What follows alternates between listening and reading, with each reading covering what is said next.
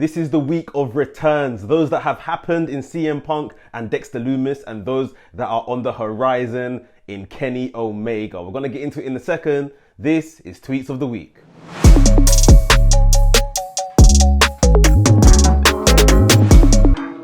What's up everyone, it's your boy Mex, the WrestleManiac, if you will, back with another episode of Tweets of the Week, the show where we look into the Twitterverse and see what everyone is saying about this week in wrestling. And we have some absolute bangers on the show today. But before we start, make sure you hit the subscribe button. And if you're new to this channel, hit the notification bell as well, so you get notified every time that WRESTHINGS drops a new video. You might as well hit the like button as well, because like I said, bangers upon bangers in this week's episode. So without further ado, let's get into this week's Tweets of the Week.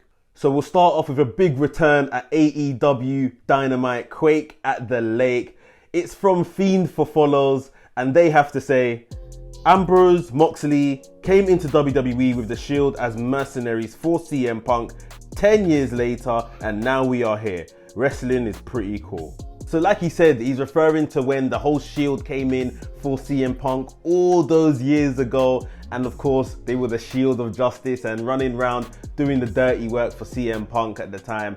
And of course, now we had that massive face-off last night. CM Punk returning to Dynamite. And it's looking like, you know, he wants his title back. No interim title stuff. It looks like this is going to be the main event of All Out. CM Punk versus Jon Moxley. Now straight away, I want you guys to dive into the comments. Who do you want to come out as AEW World Champion? Me personally, I'm in Moxley's corner. I don't want to see Punk regain this championship. I'm all for Moxley keeping it. I think he's on a great run right now. And yeah, if Punk beats him later on down the line, that's cool. But right now, All Out, September 4th, I'm going for Moxley for the win. But yeah, it's always great to see CM Punk back on TV, one of the biggest stars AEW have. And like I said in the intro, this is just the beginning of a lot of other returns. Let's get into the rest. Next up, we have a tweet from Chi-Town Smark, and they have to say, the debut of Dexter Loomis is one of the most intriguing and creative debuts that I've ever seen. Hashtag WWE Raw.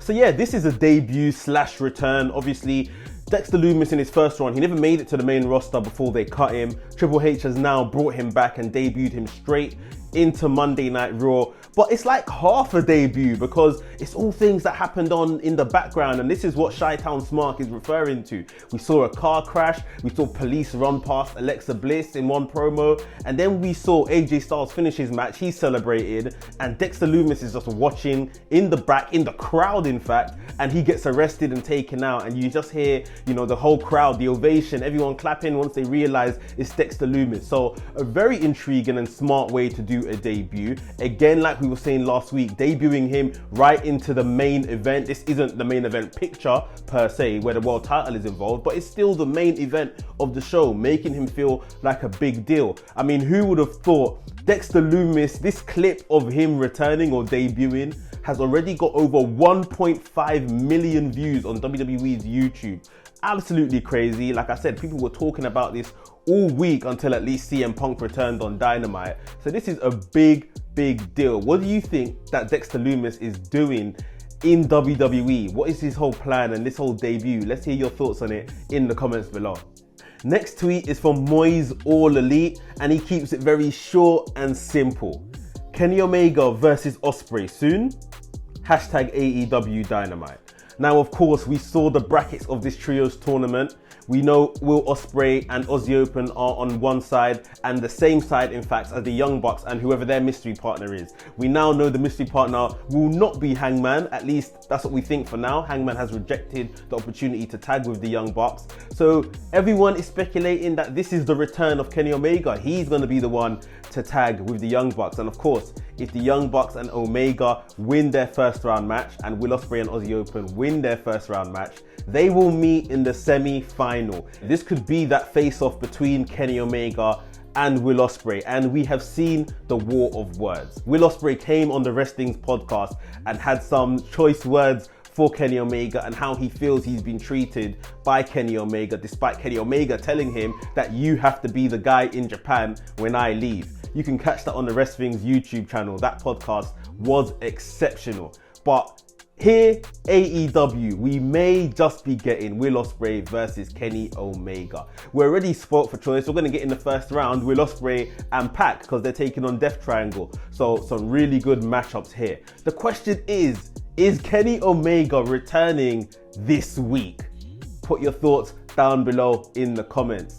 That would be a massive, massive return a week after CM Punk just came back from injury. So look forward to seeing it.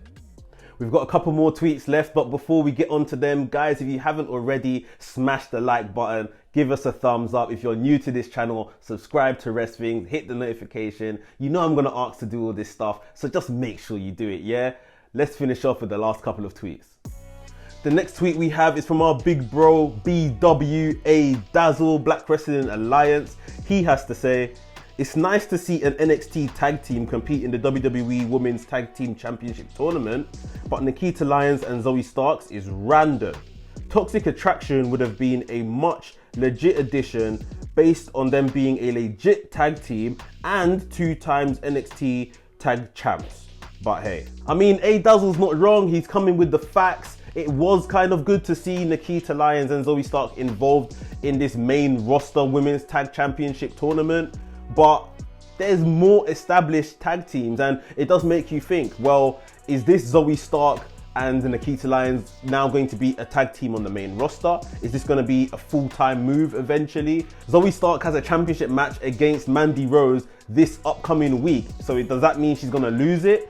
It's all a bit up in the air. Nikita Lyons is someone that you thought WWE would have a lot of stock in, and seeing her kind of maybe not achieve so much down in NXT and now getting moved straight to the main roster, it is weird. There are other tag teams from NXT that they could have brought up for this tournament. You know, not just Toxic Attraction, although like Dazzle is saying here, Toxic Attraction is probably the best choice.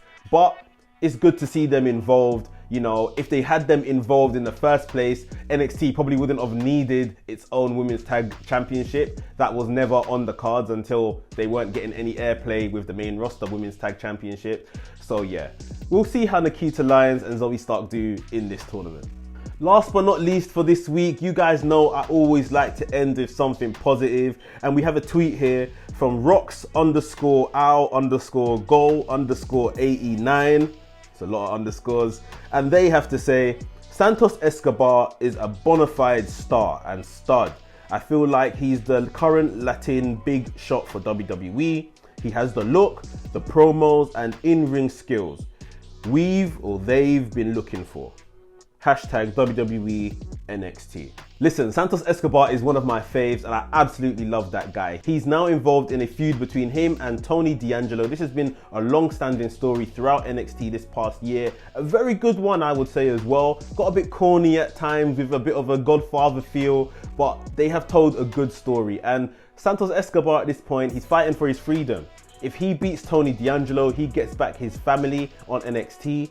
But if he doesn't win, he is banished from NXT, and Tony D'Angelo keeps hold of the Legado family, which of course makes fans think, well, this is him going to the main roster. He may have achieved all that they thought he can achieve in NXT. He was a cruiserweight champion down there, and a very good one as well. This could be a very straightforward move. He loses to Tony D'Angelo, and in a matter of weeks, we see him up on the main roster, which I think he's more than ready for. It would be nice to see him go up with the Legado family. Doesn't seem that's going to be the case, but I think Santos Escobar has more than enough, just like that tweet was saying, to be a big success in WWE, especially as the new Latin star. So ladies and gentlemen, those were the tweets of the week, and I hope you enjoyed the selection. If there was anything that you thought that we missed out on, hit us up on Twitter at WRESTHINGS, hit us with a DM or at us, and let's check out some of these tweets that the Twitter people then be saying, because I know wrestling Twitter gets kind of crazy sometimes. So let us know if you see anything worth talking about. We will be back same time next week. Make sure you have subscribed to WRESTHINGS, hit the notification bell as well, and leave this video with a thumbs up. Like I said, we'll see you soon.